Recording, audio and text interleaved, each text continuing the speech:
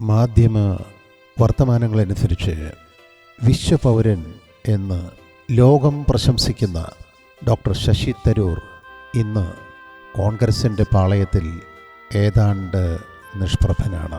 അതേസമയം ഇന്ത്യയിലെ പ്രധാനപ്പെട്ട എല്ലാ രാഷ്ട്രീയ പാർട്ടികളും ഡോക്ടർ തരൂരിൻ്റെ ആരെയും വിസ്മയിപ്പിക്കുന്ന, മോഹിപ്പിക്കുന്ന രാഷ്ട്രമീമാംസക ബൗദ്ധിക സാന്നിധ്യത്തിനായി ശ്രമിക്കുകയാണ്. എന്നാൽ തികഞ്ഞ കോൺഗ്രസ്സുകാരനായ ഡോക്ടർ ശശി തരൂർ യാതൊരുവിധ രാഷ്ട്രീയ പ്രലോഭനങ്ങൾക്കും വഴങ്ങാതെ ഇന്ത്യൻ നാഷണൽ കോൺഗ്രസ്സിൽ തന്നെ ഉറച്ചു നിൽക്കുകയാണ്. അതുകൊണ്ട് തന്നെ സർവ്വരാഷ്ട്രീയ പാർട്ടികളിലെയും ശക്തരായ എതിരാളികളെ മത്സരിച്ചു തന്നെ തോൽപ്പിച്ച് 4 വട്ടം MP പട്ടം ചൂടിയ തരൂരിൻ്റെ ജനപിന്തുണ ആരെയും അതിശയിപ്പിക്കുന്നതാണ്.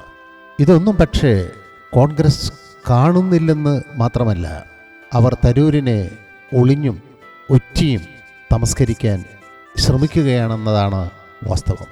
ഈ ഒരു സാഹചര്യത്തിൽ ഒരു സാധാരണ രാഷ്ട്രീയ നിരീക്ഷകനെന്ന നിലയിൽ തരൂരിന് മുന്നിൽ എനിക്ക് കാണാൻ കഴിയുന്നത് 2 മാർഗങ്ങളാണ്.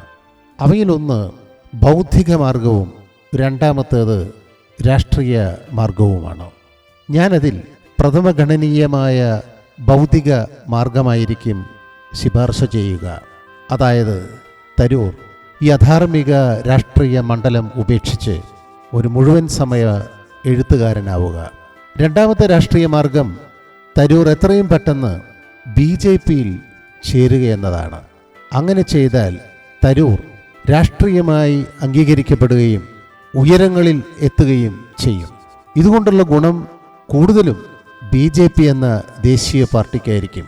കാരണം ഇന്ന് BJP ദേശീയമായി നേരിടുന്ന വലിയ പ്രതിസന്ധി ഹിന്ദുത്വ അജണ്ടയാണ്.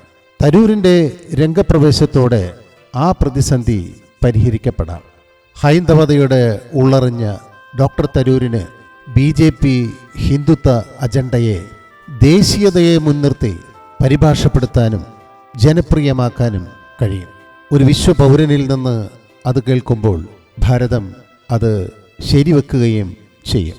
BJPയിലെ ഒരു നേതാവിനും ഇത് സാധ്യമല്ലെന്നതും പരമസത്യമാണ്. ഇനിയെല്ലാം ഡോക്ടർ ശശി തരൂർ തന്നെ തീരുമാനിക്കട്ടെ.